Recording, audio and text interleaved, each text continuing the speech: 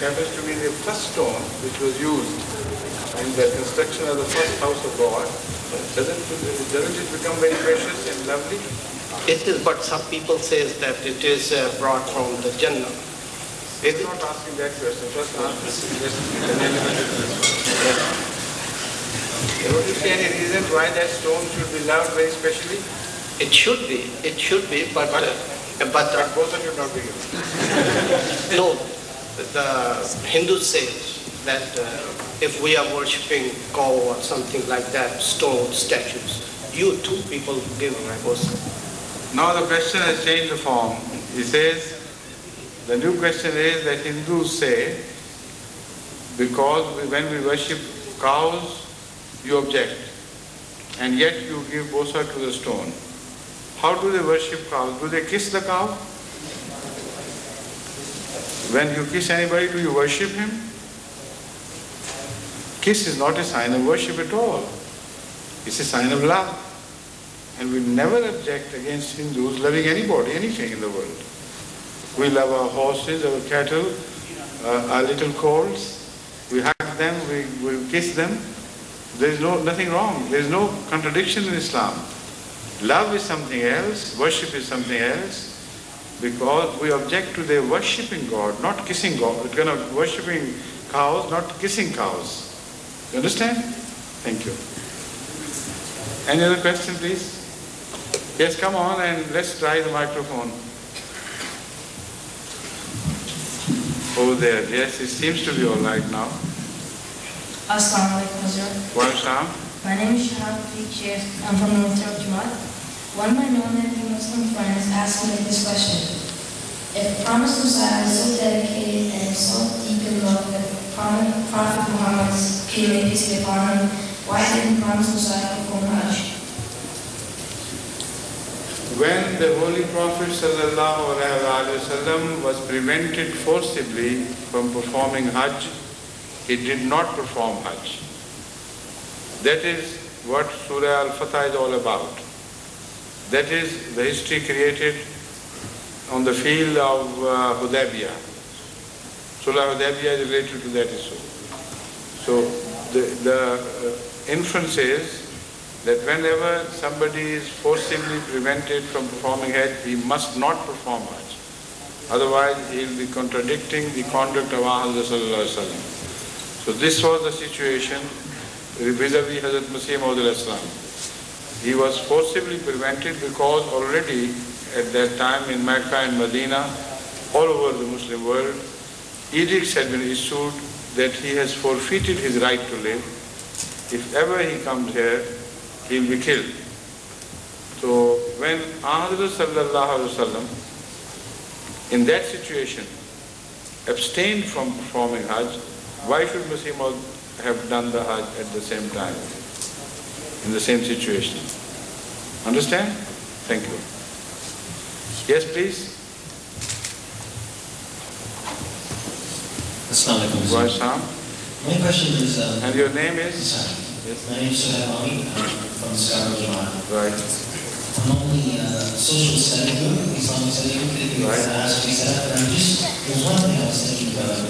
I noticed here about how when McDonald's are done, for instance, we see, I see a lot of times that, I'm not sure if it's a Pakistani culture or if there's religious reason to it or what, that many times the girl does not attend. And I'm wondering, is this a cultural practice or is it a girls do not attend what? Their own And I'm wondering, is this a cultural thing that... No, who told you the girls don't attend their nikah? They do, but they don't appear with men. They sit with ladies. Ladies come to that part of the mosque which is reserved for them, so that they can freely worship God without being embarrassed by men's looks. So that is the purpose, to give them a free role to play.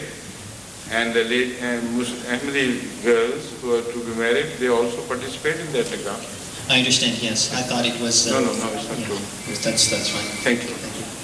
Yes, please. Assalamu alaikum warahmatullah. Why is it that we can't say Asr prayers second time? Like, if I... Let's just understand. Why should you say prayer second time anyway? No, like... Have you ever eaten second lunch a few minutes after that? No. Why don't you eat second lunch? Because we have eaten lunch. So when you have said a prayer, that's all right, that's enough. It's not a question of saying second asr. It's a question of saying nafil after you have said a prayer. Ahmad sallallahu alaihi wasallam instructed us to say nawafil at certain times, almost all the day long and night long, except on two particular occasions. After the morning prayer and before the sunset. After the asr prayer, before the sunrise in the morning, after the asr prayer and before the sunset. These are the two times when nature requires that we go out and indulge in sports and walks, etc., and enjoy ourselves a closer company with nature. So how beautiful is the teaching of Islam.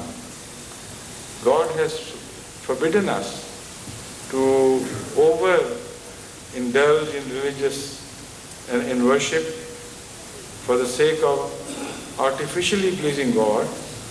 You deny yourself those pleasures which God has created for you.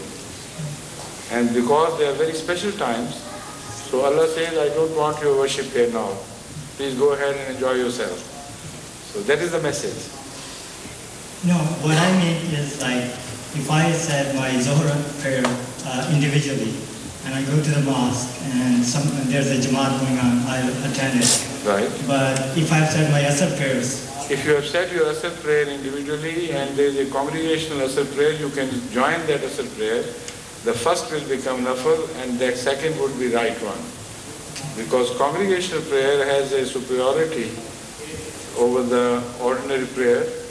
So the first prayer becomes insignificant as compared to the opportunity of your joining a congregation. That is a different issue altogether. So that asr will not be a nafil. That will be the real asr. The first will be considered as a nafil.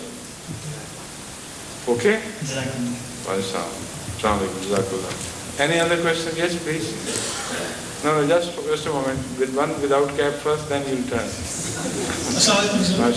My name is Fayaz Kukru. Yes. From Toronto East.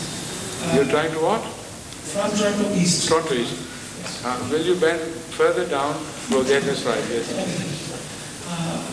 So I have a business we sell meat in that business. It's part of the sausage.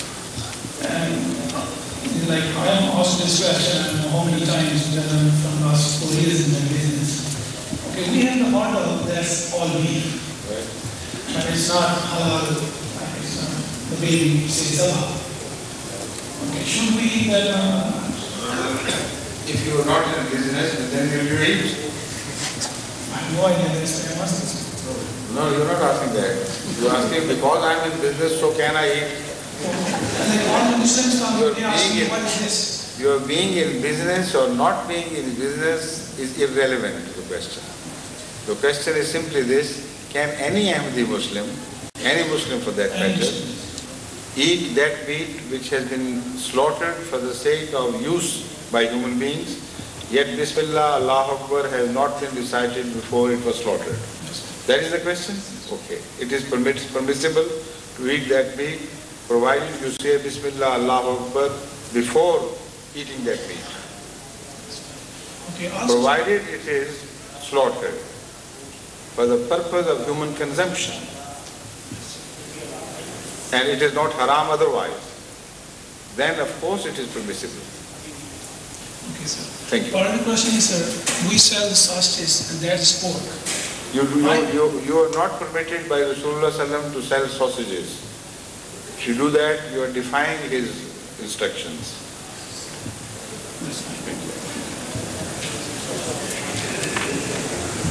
White cap and then the grey.